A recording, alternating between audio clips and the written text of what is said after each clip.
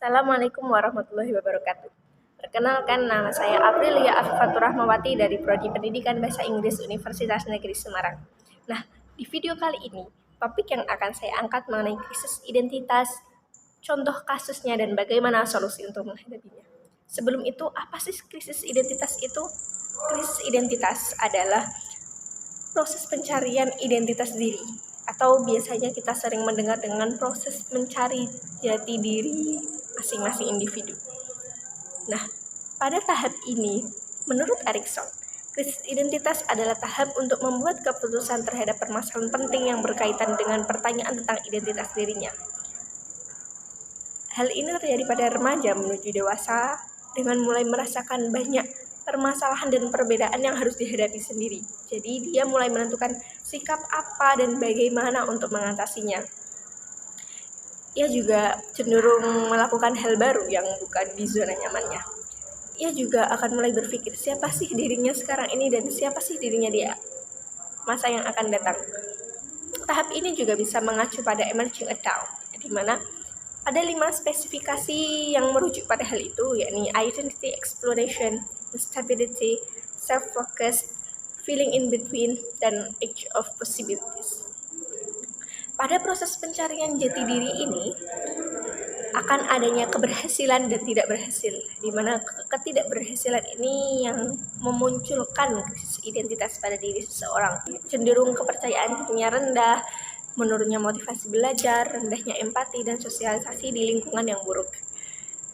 Mereka juga kurang menyadari siapa dirinya sesungguhnya. Maka apabila krisis identitas itu juga sudah mengacu pada hal yang lumayan berat, seharusnya segera pergi ke profesional untuk dibantu. Contoh krisis identitas dalam dunia pendidikan di Indonesia sangat banyak sekali. Contohnya adalah bullying, diskriminasi, kekerasan nonverbal dalam bentuk ucapan, dan bahkan sampai bunuh diri dan lain sebagainya. Saya akan membahas contoh kasus bunuh diri yang ada di Indonesia, terutama pada mahasiswa di Universitas Indonesia. Namun sebelum itu, bunuh diri datanya ditemukan sangat banyak.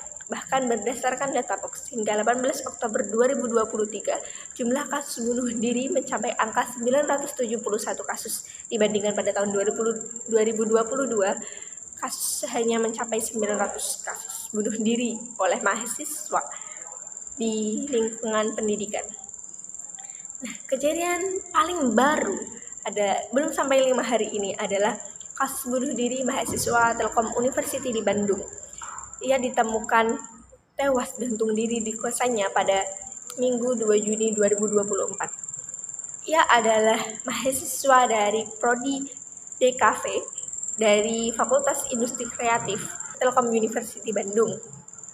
Nah, terdapat sumber yang menyatakan bahwa dia bunuh diri karena depresi terhadap perkuliahan. Namun, dari pihak kampus menyatakan bahwa ia adalah mahasiswa terbaik dalam akademisnya dan berperilaku baik menurut keterangan kampus. Ditemukan juga surat yang menyatakan dia tidak melanjutkan kuliah, bukan karena terkendala biaya. Nah, terus apa nih motifnya?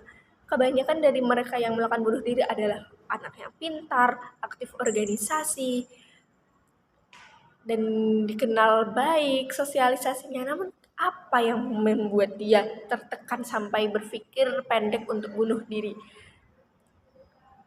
Dari kasus tersebut, banyak juga ditemukan kasus bunuh diri di mahasiswa UNES, mahasiswa UDINUS, mahasiswa di Palangkaraya, dan sebagainya. Namun ingat, walaupun kamu merasakan tekanan yang tinggi, jangan sampai mendahului kuasa Tuhan. Nah, agar tidak sampai terjadi hal tersebut, ada beberapa solusi yang perlu dilakukan oleh individu. Yang pertama, meningkatkan keimanan dan ibadah. Iman harus dipegang kuat. Yang kedua, ketika merasakan ketidakseimbangan psikologis, segera hubungi profesional. Jangan menunggu parah, bahkan tidak bertemu profesional sama sekali. Yang ketiga, berbicara dengan seseorang.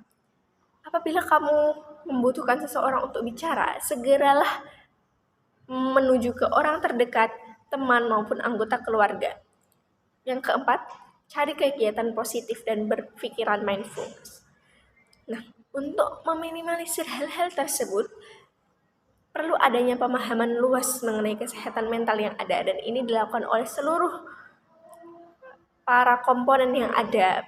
Contohnya di lingkungan kampus sendiri harus mengedepankan kerjasama di antara pihak kampus, dosen, mahasiswa, bahkan tukang kebun dan seluruh anggota yang ada di kampus tersebut untuk menciptakan lingkungan yang ramah dan peduli terhadap kesejahteraan mental mahasiswa.